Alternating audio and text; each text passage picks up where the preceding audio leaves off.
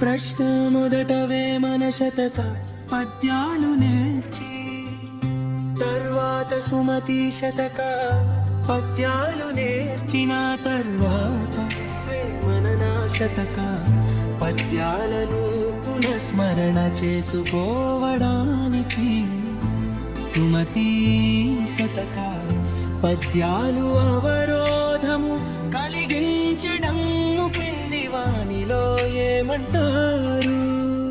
పురోగమన అవరోధం, వరుస క్రమస్థాన ప్రభావం, వాన్నిశ్చిరాత్మ ప్రభావం, తిరోగమన అవరోధం, సమాధానం, తిరోగమన అవరోధం, సమాధానం, తిరోగమన అవరోధం, తిరోగమన అవరోధం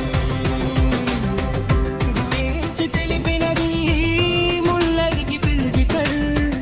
కొత్తగా నేర్చుకునే విషయానికి సంబంధించిన స్ఫుటిగతంలో నేర్చుకునే విషయానికి సంబంధించిన స్మృతికి అవరోధం కలిగించడమే తిరోగమనావరోధం.